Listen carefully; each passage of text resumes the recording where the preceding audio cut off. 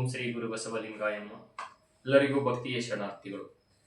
ಪರಮ ಪೂಜ್ಯ ಮಹತಾಜಿಯವರ ಇನ್ನೊಂದು ಕೃತಿಯನ್ನು ತಮಗೆಲ್ಲರಿಗೂ ಪರಿಚಯ ಮಾಡಿಕೊಡ್ತಾ ಇದ್ದೇನೆ.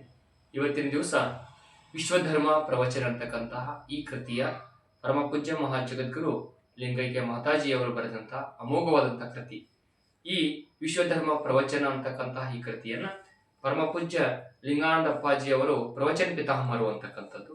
ಅವರ ಸೂಚನೆಯ ಮೇರೆಗೆ ಪೂಜ್ಯ ಮಾತಾಜಿಯವರು ಹಲವಾರು ಕಡೆ ಪ್ರವಚನಗಳನ್ನು ಮಾಡಿದಾಗ ಜನರು ತಂಡೋಪತಂಡವಾಗಿ ಬಂದು ಆ ಪ್ರವಚನವನ್ನು ಆಲಿಸಿ ತಾವೇ ನೋಟ್ಸ್ಗಳನ್ನು ಮಾಡ್ತಾ ಇರುವಾಗ ಅಥವಾ ತಾವೇ ಉಲ್ಲೇಖಗಳನ್ನು ಬರ್ತಾ ಇರುವಾಗ ಅದು ಮಿಸ್ ಆಗಬಾರ್ದು ಅಂತಕ್ಕಂಥದ್ದು ಜೊತೆಗೆ ಈ ಪುಸ್ತಕದ ಕೃತಿಯನ್ನು ಬರೆದು ಜನಮಾನಸಕ್ಕೆ ಬಿತ್ತಿದಂತಹ ಒಂದು ಮಹಾನ್ ಕೃತಿ.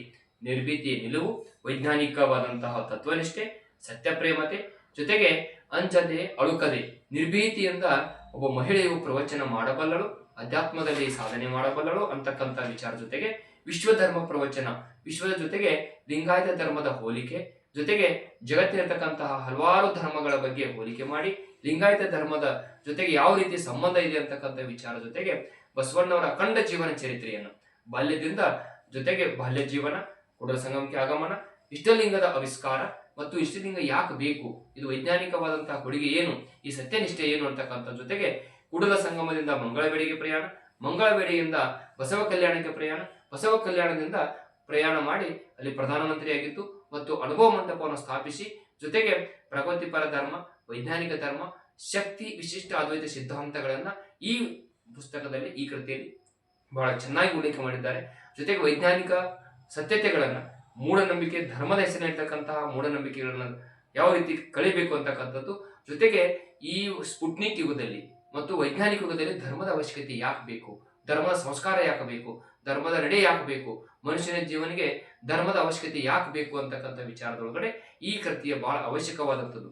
ಇದು 1987ರಲ್ಲಿ ಮೊದಲ ಪ್ರಕಟಗೊಂಡು 1997ರಲ್ಲಿ ಮತ್ತೊಂದು ಮುದ್ರಣಗೊಂಡು ಇವತ್ತಿನ ದಿವಸ ನಮ್ಮ ಬಸವ ಧರ್ಮ ಪೀಠದ 6 ಶಕ್ತಿ ಕೇಂದ್ರಗಳು, ಒಂದು ಬಸವ ಧರ್ಮ ಪೀಠ ಕೂಡಲ ಸಂಗಮ, ಒಂದು ಬಸವ ಶೂನ್ಯ ಪೀಠ ಬಸವ ಕಲ್ಯಾಣ, ಅಳತೆ ಇರತಕ್ಕಂಥ ಅಲ್ಲಮಗಿರಿಯಲ್ಲಿ ಅಳತೆಯಲ್ಲಿ, ಉಳುವಿಯಲ್ಲಿ ಮತ್ತು ಧಾರವಾಡ ಅಕ್ಕಮಹಾದೇವಿ ಆಶ್ರಮ, ಬೆಂಗಳೂರಿನ ಕುಂಬಳಗೂಡದಲ್ಲಿ ಮತ್ತು ಬಸವ ಮಂಟಪ ಅಂತಕ್ಕಂಥ ಬೆಂಗಳೂರಿನಲ್ಲಿರ್ತಕ್ಕಂಥ ಒಂದು ಬಸವ ಮಂಟಪದಲ್ಲಿ ಈ ಕಡೆ ಪುಸ್ತಕಗಳು ಲಭ್ಯವಿರುತ್ತವೆ.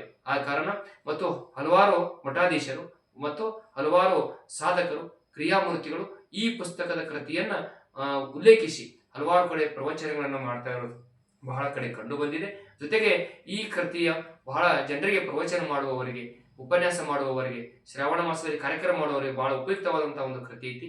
ಇದನ್ನು ಮಾತಾಜಿಯವರು ಈ ಧರ್ಮದ, ಲಿಂಗಾಯತ ಧರ್ಮಕ್ಕೆ ಮತ್ತು ಬಸವಣ್ಣ ಜೀವನ ಚರಿತ್ರೆಯನ್ನ ಈ ಜನಮಾನಸಕ್ಕೆ ಅರ್ಥ ಆಗುವ ರೀತಿಯಲ್ಲಿ ಪ್ರತಿ ದಿವಸ 30 ದಿವಸ ಯಾವ ರೀತಿ ಕಾರ್ಯಕ್ರಮ ಮಾಡಬೇಕು, 15 ದಿವಸ ಯಾವ ರೀತಿ ಕಾರ್ಯಕ್ರಮ ಮಾಡಬೇಕು, 8 ದಿನದಲ್ಲಿ ಈ ಕಾರ್ಯಕ್ರಮವನ್ನು ಯಾವ ರೀತಿ ಮಾಡಬೇಕು ಅಂತಕ್ಕಂತಹ ಒಂದು ಈ ಕೃತಿಯಲ್ಲಿ ಸರಾಗವಾಗಿ ಮತ್ತು ವೈಜ್ಞಾನಿಕ ವಿಶ್ಲೇಷಣೆ ಜೊತೆಗೆ ಮೂಢನಂಬಿಕೆಗಳನ್ನು ತೊಡೆದು ಧರ್ಮದ ಆಧಾರದ ಮೇಲೆ ಸಮಾಜವನ್ನು ಯಾವ ರೀತಿ ಕಟ್ಟಬೇಕು ಮತ್ತು ಶಾಂತಿ, ಸಮೃದ್ಧಿ ಮತ್ತು ವೈಜ್ಞಾನಿಕ ತತ್ವಗಳು ಮತ್ತು ನೆಮ್ಮದಿಯ ಜೀವನ ಜೊತೆಗೆ ವಚನಗಳ ವಿಶ್ಲೇಷಣೆ ಜೊತೆಗೆ ಬಸವಣ್ಣವರ ಶರಣರ ವಚನಗಳ ವಿಶ್ಲೇಷಣೆ ಜೊತೆಗೆ ಧರ್ಮ ಯಾವ ರೀತಿ ಇರಬೇಕು ಅಂತಕ್ಕಂಥ ವಿಚಾರದೊಳಗಡೆ ಈ ಕೃತಿಯನ್ನ ಬರೆದು ಸಮಾಜಕ್ಕೆ ನೀಡಿದ್ದಾರೆ.